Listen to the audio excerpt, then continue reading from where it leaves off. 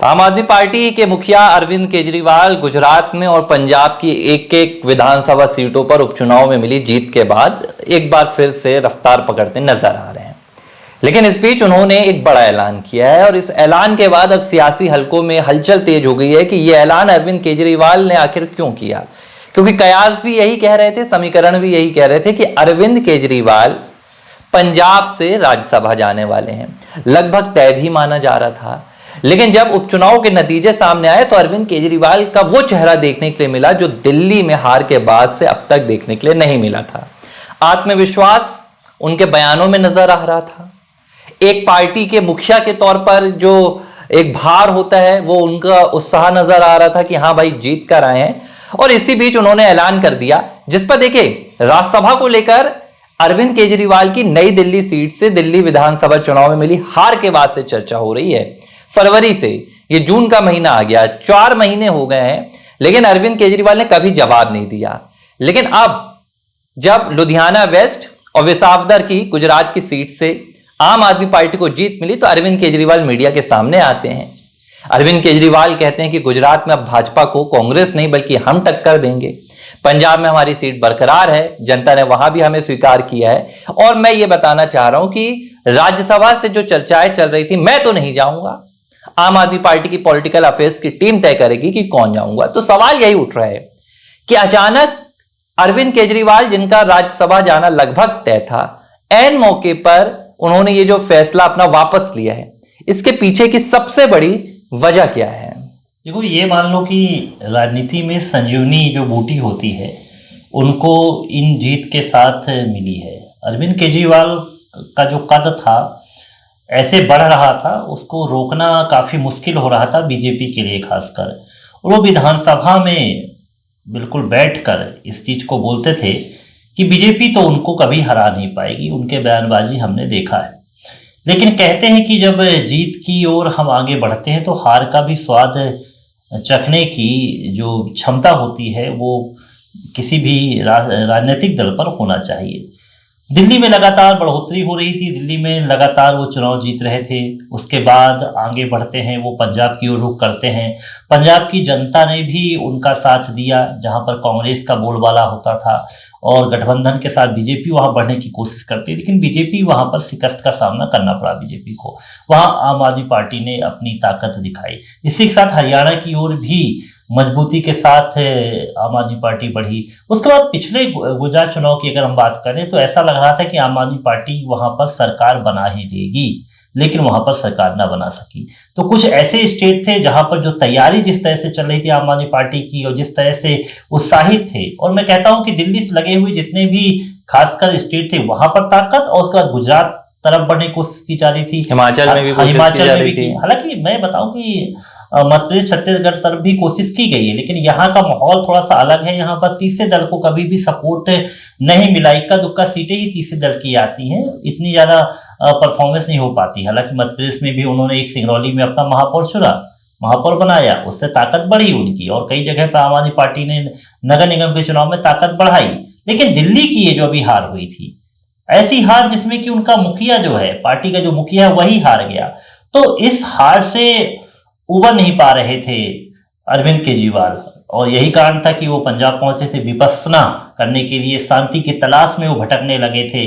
और कहते थे कि जब छोटे से व्यक्ति ऐसी आदत लग जाती है सत्ता की, उनके साथ ऐसा ही हो रहा था, क्योंकि उनके साथ कॉन्फिडेंस जो है ना बिल्कुल सब बढ़ गया था कि हमको तो अब जनता बिल्कुल पकड़ रही है। लेकिन जैसे शराब घोटाले तमाम चीजें निकल कर सामने आई, एक करके कभी जैन, उनके सत्येंद्र जैन जेल जाते हैं, उसके बाद सिसोदिया जेल जाते हैं, उसके बाद अरविंद केजरीवाल जेल जाते हैं, फिर आतिशी को मुख्यमंत्री बनाना पड़ता है, फिर उसके बाद एक वादा करते हैं कि मैं तो मुख्यमंत्री तभी बनूंगा जब मुझे जनता चुनेगी। लेकिन जनता उनको क्या करती है, यहाँ पर हताश कर देती है और बीजेपी फुल मेजोरिटी के साथ दिल्ली में सरकार बना लेती है। तो उसके बाद 3 से 4 महीने से हम देखते थे कि नजर ही नहीं आ रहे थे अरविंद केजरीवाल। अभी लास्ट टाइम अपनी बच्ची की शादी पे वो नजर आए थे, जब उन्होंने नृत्य किया था, तो एक उसमें भी सुर्खियां बटोर रहे थे कि 5 सितारा होटल में जिस तरह से कार्यक्रम किया गया, एक आम आदमी जो कहते हैं कि हम आम आदमी है, ऐसे कार्यक्रम हुए। तो खैर अपन आते हैं राजनीति की ओर। तो ये जो जीत हुई है, जिससे वो उत्साहित हो गए हैं, उनको लग रहा है कि अगर इस वक्त मैं राज्यसभा जाता हूं तो कहीं ना कहीं उस ताकत से नहीं बढ़ पाऊंगा। और उनको लगता है कि मैं राज्यसभा क्यों जाऊं, राज्यसभा से मिलने वाला क्या है, बस मुद्दे ही मैं वहां को उठा पाऊंगा। देखिए, आप एक बात समझिए, इस बात को जो अरविंद केजरीवाल ने ऐलान किया है बीते दिन, हल्के में नहीं लेना चाहिए। ये बात तय है और रिपोर्ट्स भी सामने आई थी, समीकरण भी बने थे कि अरविंद केजरीवाल के लिए ही संजीव अरोड़ा को लुधियाना वेस्ट भेजा गया था। आप बताइए, लुधियाना वेस्ट की जो सीट थी, आम आदमी पार्टी के पास उम्मीदवारों की कमी नहीं थी। एक उपचुनाव के लिए एक राज्यसभा के सांसद को इस्तीफा क्यों दिलवाया जाएगा? क्या लुधियाना वेस्ट की सीट इतनी महत्वपूर्ण थी? आम आदमी पार्टी के पास राज्य में सीटों की कमी बिल्कुल नहीं है, 90 से 92 सीटों पर आम आदमी पार्टी जीत कर आई थी। भाई, यहां पर जो पूरा प्लान बना था वो राज्यसभा खाली करने के लिए ही बना था कि संजीव अरोड़ा को राज्यसभा से आप लुधियाना वेस्ट भेज दीजिए, उन्हें मंत्री बना दीजिए जिताकर, और जो राज्यसभा की सीट है वो अरविंद केजरीवाल के खाते में जाएगी। ये पूरा प्लान तय था। ये प्लान कब तक के लिए बना था? तब तक जब तक कि गुजरात की विसावदर सीट पर आम आदमी पार्टी को जीत नहीं मिल गई।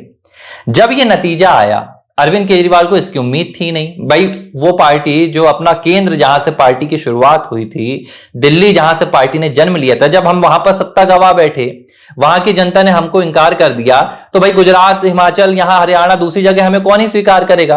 केजरीवाल पूरी तरह से आत्मविश्वास उनका खो चुका था। नतीजे आए पंजाब में, तो उन्हें उम्मीद थी कि चलो भाई, हो सकता है कि जनता पंजाब में हमें स्वीकार कर ले, वो भी हो सकता है। लेकिन जब नतीजे सामने आए तो गुजरात में सीट में जीत मिल गई, गोपाल इटालिया जीत कर आ गए, और इस एक सीट के नतीजे ने अरविंद केजरीवाल के पूरे प्लान को बदलने पर मजबूर कर दिया।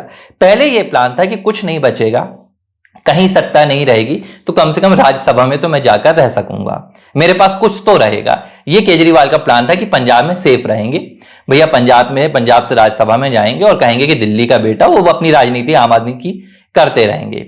गुजरात में इस सीट से मिली जीत ने अरविंद केजरीवाल को अब एक चिराग दिखा दिया। वो एक चिंगारी होती है ना अंधेरे में, रोशनी गुजरात में दिखने लगी अरविंद केजरीवाल को कि नहीं, दिल्ली में जनता ने हमें नकारा है, लेकिन अगर प्रधानमंत्री नरेंद्र मोदी के गढ़ में, अलबत्ता इसमें कोई फर्क नहीं है, बड़ी बात नहीं है कि वहां पर पहले से जो सीट थी वो आम आदमी पार्टी के पास ही थी, लेकिन गोपाल इटालिया की जीत ने अरविंद केजरीवाल के कॉन्फिडेंस को बूस्ट कर दिया।